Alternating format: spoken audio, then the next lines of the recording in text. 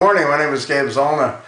Western Center Journalism has an interesting article. I think I've sort of made mention of this earlier, but I wanted to talk about a little further. The title is Senator, I will hold Obama accountable for Benghazi. And that statement was apparently made by Senator Lindsay. He's from South Carolina. Now, I guess I don't understand what that really means when he says he's going to hold Obama accountable. For what? Well, according to the Secretary of Defense, Leon Panetta, and according to General Dempsey, they both said that they spoke to Obama at around 5 o'clock. At that point, the insurgents were on the attack for about an hour in Benghazi. And we know the attack lasted for close to 8 hours. About 7.5 to 8 hours. And according to Leon Panetta and General Dempsey, they spoke for around 30 minutes with Obama. 20 minutes of that was over Benghazi, and the rest was whatever else they were talking about. But what I found totally shocking was that they both said that Obama never called to get an update. Now, Panetta said both he and Dempsey went to the Pentagon, and I guess they didn't sleep, according to what Panetta said, which I find highly doubtful, but anyway, that's what he said. And what was also really shocking is Hillary Clinton, the Secretary of State. She was clueless as well. She didn't call, they didn't call her. What kind of Secretary of Defense do we have? What kind of General Dempsey do we have that wouldn't have called the Secretary of State to let her know that one of her ambassadors is under attack? Now, what has to also be explained is who gave the stand-down orders. There were 3 stand-down orders that were given to Woods and to Doherty. Who gave those? Who's authorized to give those? The only ones that I thought was authorized, and I believe it's true, is Obama. Who gave General Ham a stand-down order? Once again, the only one that could have is Obama. And according to both Panetta and Dempsey, Obama was not in the loop. I think it's, first of all, disgusting that he wasn't in the loop. I think it's criminal as Commander-in-Chief that he wasn't in the loop. And I don't believe that he wasn't in the loop. I believe that he was in the loop. And I've made mention of this in previous videos. I think that there was a plan to kidnap the ambassador. He wasn't supposed to have been killed. And he wouldn't have been killed if Doherty and Woods wouldn't have intervened.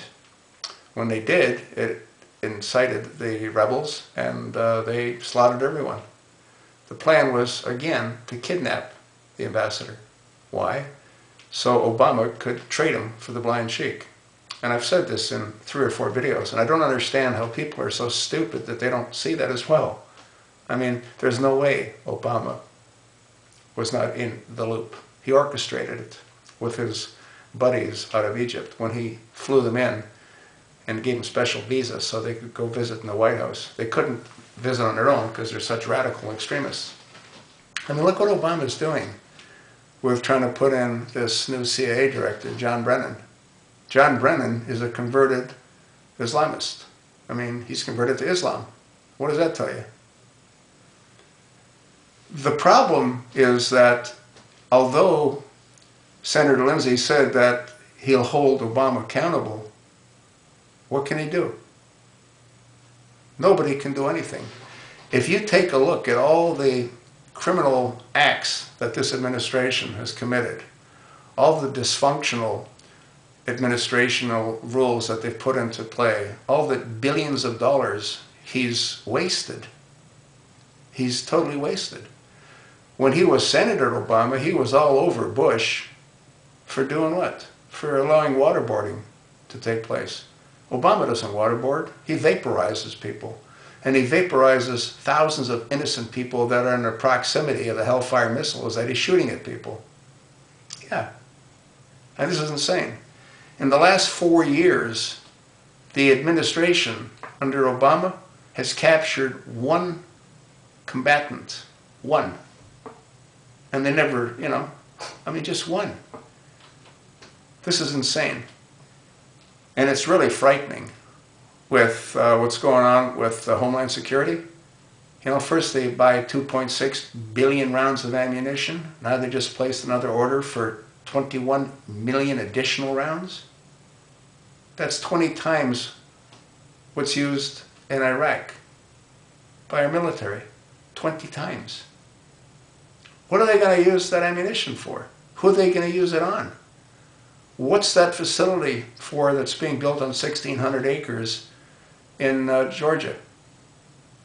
I mean, it's mind-boggling. Just take a look at all the key positions that are being filled with Muslim extremists. And there's no one that can do anything to him. That's what's really frightening. No one. This thing that Lindsay said, hold him accountable, and how are you going to do that?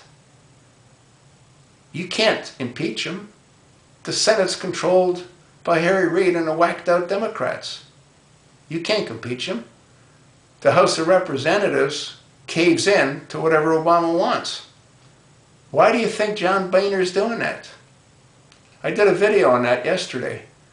What I think, you know, the Chicago way. They get dirt on someone and they threaten to expose that someone. Anyway, the thing is really terrifying. I don't see it ending. Well, I do see it ending, but not in the way we would like it to end for the future of our grandchildren, our children, and ourselves. We're in for a world of hurt, and it's going to happen, I think, real soon. There's just too many things that are going on right now. And the purchase of all that ammunition by the Department of Homeland Security? Now, I think what he's going to do is he's going to stop all the social services. Everything's going to get cut off. Bang. Shut down. He's got so many people dependent on it, they're all going to freak out. He'll declare martial law. He'll bring in the United Nations or the Chinese or whoever he brings in. Or he brings in his own blue shirts, which is what I think they're called. And it's over. So I guess the message is enjoy what you have while you have it, because I don't see us having it a whole lot longer. What do you think?